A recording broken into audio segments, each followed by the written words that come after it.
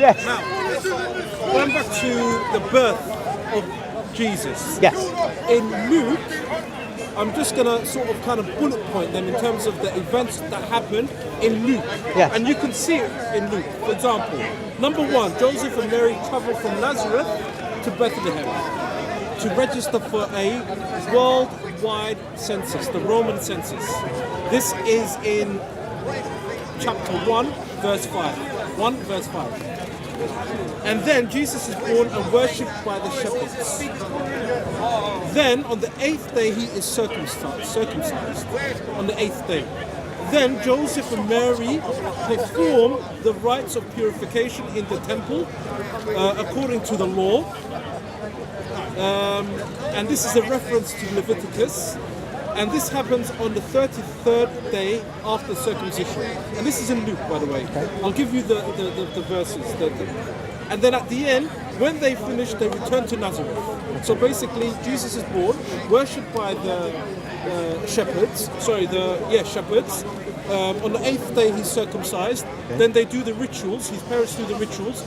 And then they travel back to Nazareth. Now, give me that verse where they travel back to Nazareth. Just want to get onto that a moment. When they finish, they return to Nazareth. Yeah, here we are. Verse 39. Verse 9.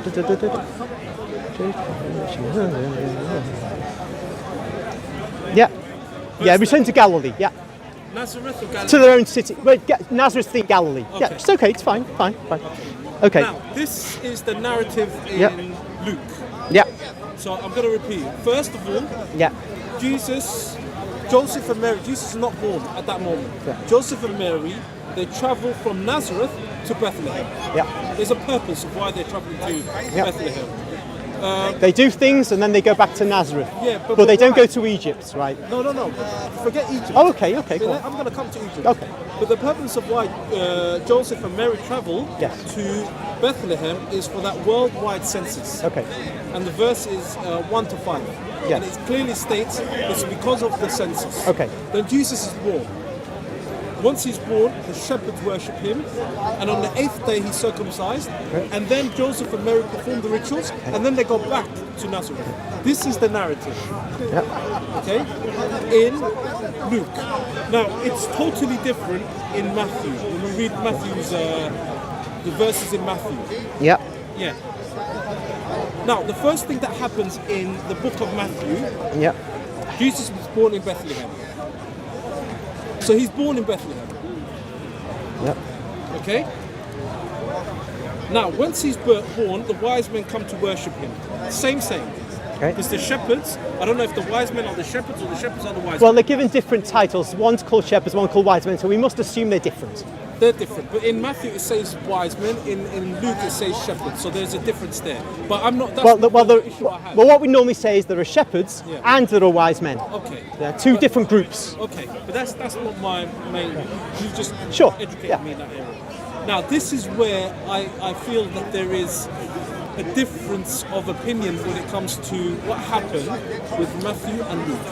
Now, Matthew says Herod learns of the birth of the King of the Jews, which I'm assuming is Jesus. Yep. Then he sends troops to kill the child. Yep. And then Joseph and the family flee to Egypt. Yep. They flee to Egypt. In Luke, they don't flee to Egypt. They do the rituals. Yep. And then once they've done the rituals, they just go back safely to Nazareth. But going back to Matthew, they flee to Egypt. Yes. And they stay until Herod dies. Yep. And we know when Herod dies. Yep. So we can calculate based on the number of years the event was when he was massacring the Jews, the Jewish children, and when he dies. And at the end, they then resettle in Nazareth. Okay. So there is a difference of opinion when it comes to the birth and the events of Jesus. Okay. How would you reconcile those two chapters, all right, those two books? Yeah. Okay, so we've dealt with the kings and shepherds issue in that they're two different groups of individuals.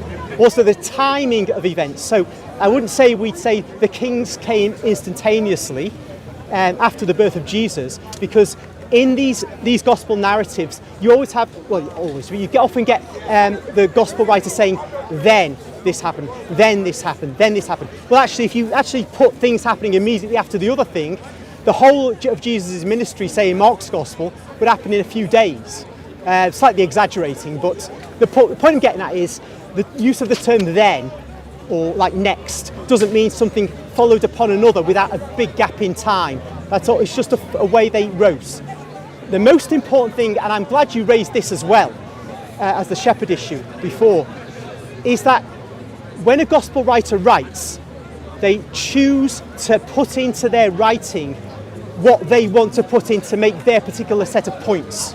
They will freely leave out entire incidents which for us are of extreme importance because it's not germane to their purpose in what they're writing. Now, an example of that is the flight into Egypt of Mary and Joseph with the child Jesus. Another example, another example is in the resurrection accounts, which actually is a parallel of what you're to, where you get these different accounts. Different evangelists are giving us different bits of information from the resurrection events. And that's why you get differences. Now, to be specific about St. Luke and the way he operates, we have something that helps us a great deal. Because Luke is not going to contradict himself. Because you look between,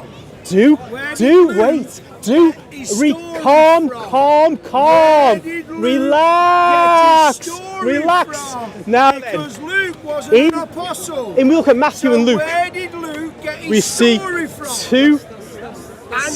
It's a good question, but we must Where did Luke all get in his good order. story from? All in good order, though, eh? Hold you on it. Now then, in between Matthew and Luke, there's two individuals there, so you might say, well, contradictions, but the same individual isn't going to contradict himself, just unless he's crazy. But Luke seems to do that. At the end of his gospel, which is at the ascension of Jesus, he says, then he led them out. This is Luke 24:50. Then he led them out as far as Bethany, and lifting up his hand, he blessed them.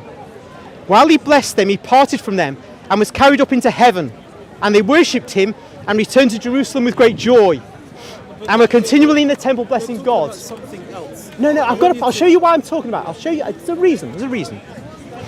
Okay, so, He might be a Catholic, but he does have a and then, when you get to Acts, you don't find that happens just like that after the resurrection, so instantaneously. We have a whole set of conversations between Jesus and the apostles. So he says, so when they come together, they asked him, Lord, will you at this time restore the kingdom of Israel? And there's a conversation about this. And it goes on. After that, he's taken up to heaven. It talks about angels being there, saying, men of Galilee, why are you looking? That's in the Acts of the Apostles. But he doesn't. Yeah, but he doesn't say this in the gospel. He foreshortens things in the gospel. Because in the gospel, he wants to get across key themes. Okay. The ministry, the death, resurrection of Jesus. And essentially he's just tacking on at the end as a small part. But you get a bit more in the Acts of the Apostles. So you could say he's contradicting himself, but he isn't, obviously. He's actually he's foreshortening incidents for his literary purpose. But that can't be the case. Why? Because when we read the first chapter of Luke, he clearly tells us that he is not the one that witnessed the resurrection and all of these things, and he heard it from reliable sources. He's saying that he heard it from reliable sources. From Mary. Sorry? From Mary. No, he didn't say Mary. Read Luke 1. No, Luke 1, he says... One. No, it's not Mary. He says he's heard it from... No, read Luke 1. Your record's stuck. Read 1, Luke. He says that he's heard it from different sources. Yes. So, as far as we are aware now, and this is what your scholars tell us, Yes. Matthew copied from Mark and Luke copied from Matthew. This is the sort of order it came about. Who did John copy it from? Sorry? John. John came after in 92. The year 92. This is what they say it's the year 92. Wasn't John the beloved? I wouldn't say so, Wasn't because John with Jesus? when Codex Sinaiticus, the one in the library, British Library, it doesn't mention the names Matthew, Luke, Mark, and John. There's no names attributed to the books itself. Because when we read Matthew 9:9, it clearly tells us, and I'm paraphrasing, as Jesus was walking, he saw a man called Matthew, and he told him, the tax collector, and he said to him, "Come with me, follow me, come with me." So, the writer of Matthew is speaking in the third person. Yeah, because he wants his readers to know who this individual was. He, Matthew, has written it. It'll be copied and spread around the Mediterranean world, so he knows. They'll know him as the person who was called in that way. But you've let Stephen distract you from your point. Hold on. He successfully distracted you from your point. He's got to get this right. He's got to get this right. And both of you got to get this right. Wasn't that book written and they was moved by the Holy Ghost? Yes, but we don't want to open. We don't want to open up a new area of debate. Who wrote that book? The Holy Ghost, God Himself. So that's why you've got problems, he's got problems, everyone else has got problems, and they don't understand it. You're distracting him from his subject. He's giving him more. Look, even the little children, they want to know. Right? Now, don't confuse them. Look at that. God bless you, kids. Beautiful. Is it good? Have you been in the park? Have you had a good time? Well, I tell you what, this is amazing. And this man's been coming here for 50 years, well, 40 years. I've been coming for 50, and have a guess what? He teaches me something, now he's teaching me things, and then I have to put them right. He's the daddy. Right? Is that He's right? our daddy. It's your daddy, but he's our daddy. And you know what my children say? They go, "Mum, is Uncle right?" They go, "Yeah." Does he have the answer to everything? Yeah. Because if there's a question, there's an answer. Yes. Yes! Oh, you've made my Christmas, ladies. Bless you. God bless him. Bless him. Now you want to get back onto where you were. Yeah, point. So yes, just let's not go on to the point about how Luke found out what he found out. That's where Stephen jumped in and took you off. Let's go back to what Luke says. When he writes at the end of Luke's Gospel, he's giving a telescoped account of the ascension, which is given more fully in the Acts of the Apostles. One, by just looking at that and not knowing that it's the same writer, could say, hey, this guy is actually contradicts himself. But what they do in the sacred writers, choose what they want to tell us. So you don't get a complete picture from Matthew, don't get a complete picture from Luke.